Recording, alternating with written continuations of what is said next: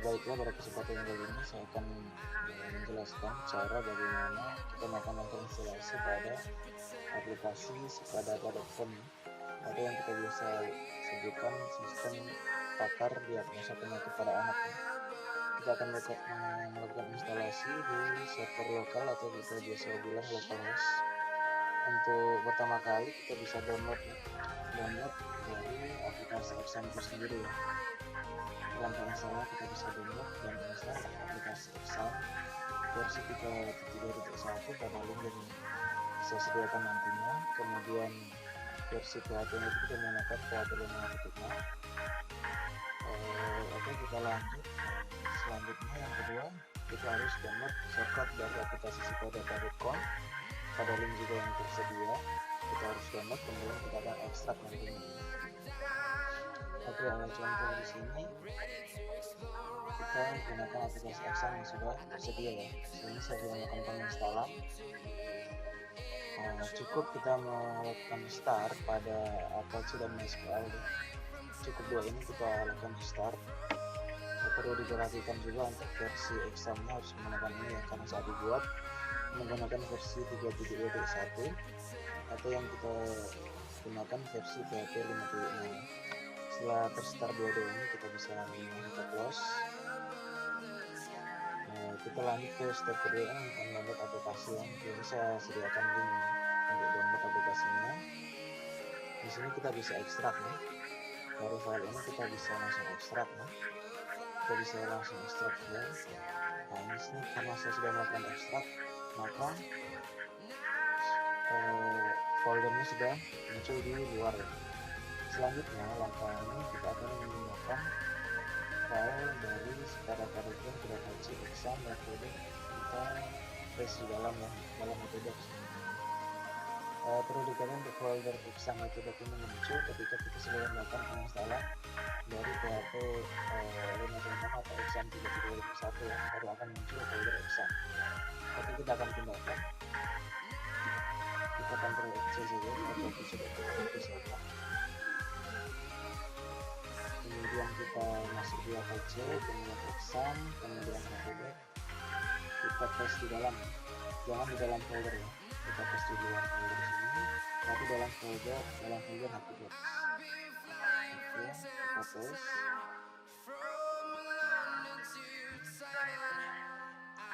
Kita tunggu proses sampai selesai ya teman-teman. Untuk text editor sini saya menggunakan Sublime Text ya. Nanti kita bisa buka ini ya, Sublime Text ini.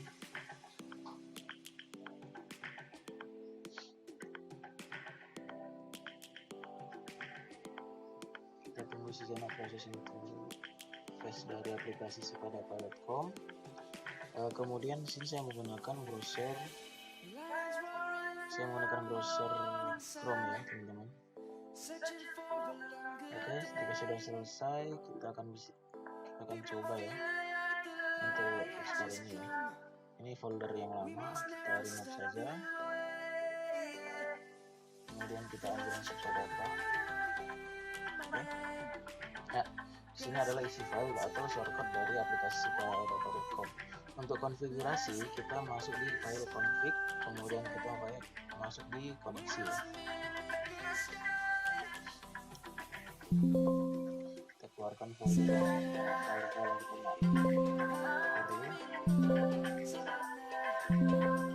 Nah, di sini saya menggunakan localhost, kemudian di sini menggunakan user root ya untuk default, kemudian password kita bisa kosongkan. Tapi kalau untuk di hosting kita harus mengisikan ya. Untuk nama database kita menggunakan SPDP, penyakit anak atau sistem pakar diagnosa penyakit anak. Nantinya nama database ini kita gunakan pada localhost di PHP Lightning ya.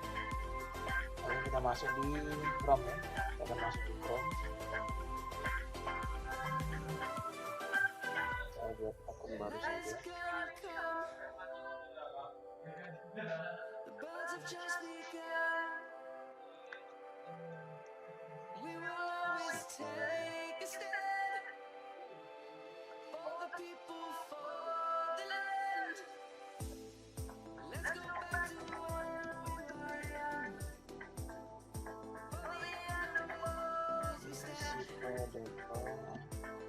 nggak perlu kalau sama teman buka dropnya yang akses. Oke, saya contohkan dulu localhost. Kita akan melakukan pembuatan database ya. Kita akan menggunakan localhost kemudian php admin. Karena ini salah ya, harus tidak masuk ke sini. Kita ketikkan kembali localhost php admin. Ya, harusnya masuk di sini kan. Kita bisa klik untuk tab database, kita buat database sesuai dengan file koneksi tadi, kita buat SPD. Untuk nama database kita bisa sesuaikan sesuai. Namun karena kita bisa mengikuti file koneksi, kita simpan saja. Oke, kita klik atau buat. Ini database sudah berhasil dibuat, namun isian dari database ini masih kosong. Untuk database-nya kita bisa ambil SPD penyakit anak.sql ini, kita bisa ambil dalam folder dari sipada.com, kemudian db ya, di sini ya, nanti kita ambil, kita masuk ke Chrome kembali, kemudian kita import, kemudian kita pilih file, kita masuk di data C, kemudian exam, htdoc, kemudian kita cari folder sipada.com ya, kemudian db, kemudian ini nama database, kita klik kirim upload.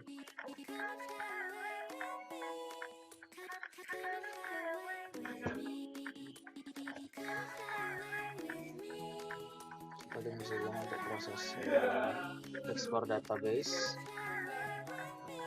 Ya, ini telah selesai ya untuk impor database ini sudah selesai dan berhasil ya. Oke, selanjutnya langkah terakhir, kita bisa menggunakan membuka atau menambah dari tab ya. Pada browser kita misalkan menggunakan Chrome ya, lebih responsif ya. Bila muncul suatu peringatan seperti ini, ya betul, ini karena waktu di hosting saya menggunakan SSL. Jadi ketika saya menggunakan HTTP, ketika link diketikkan kita harus dilanjutkan ke HTTPS untuk keamanan data ya, secure secret layer dari SSL.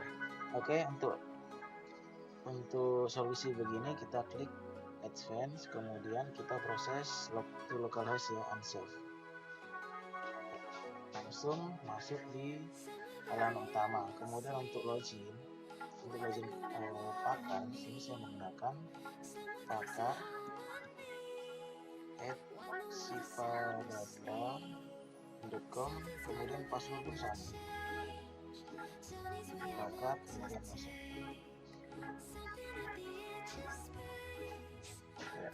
Ini sudah masuk di halaman admin ya, atau super admin itu sendiri atau pakar.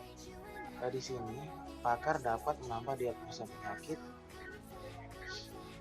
langsung dari user yang telah mendaftar ya, ataupun user sendiri bisa melakukan diagnosa penyakit secara mandiri. Di sini saya akan cobakan untuk mendiagnosa satu penyakit dari data gejala yang ada. Ya, di sini ada 5 penyakit yang dibuat di sistem. Yang pertama, demam berdarah, diare, asma, cacingan, dan malaria dengan gejala-gejala dengan kode ataupun namanya ya. Kita akan membuat satu diagnosa. Kita pilih saja nama ini ya. Satu nama, kita kemudian pilih atau centang ya. Kita centang gejala-gejala yang dialami. Oke, kita coba di demam berdarah. Di sini adalah kode dan gejala penyakit G01, 02, dan 03 ya. Kita centang saja sesuai kodenya dan nama. Selanjutnya di sini ada G05, 6, dan 8. 5, 6, dan 8. Oke.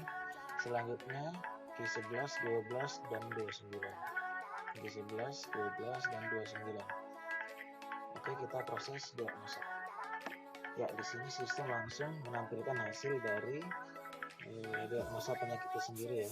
kita bisa cetak ataupun kita simpan hasil.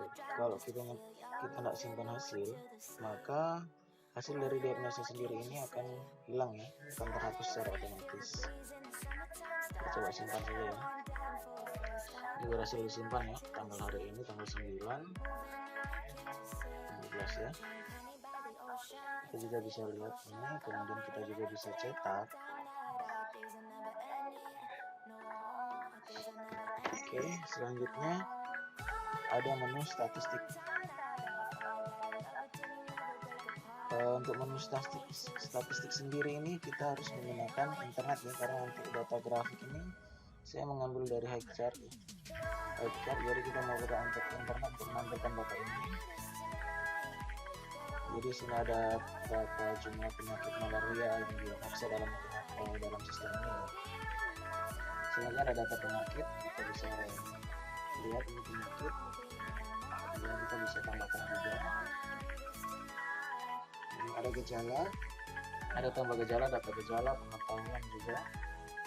Ya, di pengetahuan ini saya menjelaskan di mana yang kita buat saat mendiagnosa tadi terdapat nilai.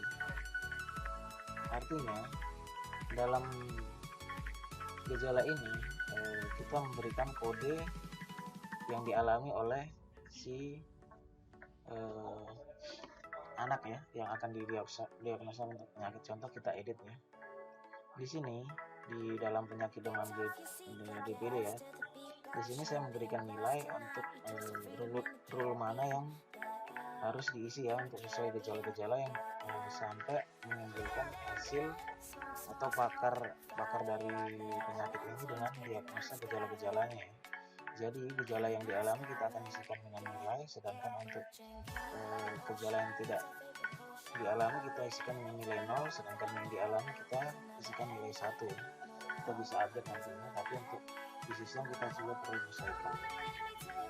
Selanjutnya ada menu identitas. Identitasnya apa sih? Identitasnya untuk aplikasi sendiri yang bisa menambah aplikasi sepadapan, kemudian ada URL website sendiri, kemudian ada nama dari aplikasi, info, dan sebagainya. Kemudian ada juga background. Di background sini kita bisa rubah untuk halaman depan ini ya. Untuk ribbonnya ini, ribbon yang ini ya, ribbon. Kemudian untuk backgroundnya warna, kita bisa buat dark atau warna terang ya, light. Contoh ini saya light, maka di web utama juga akan secara otomatis berubah ya, menjadi warna terang.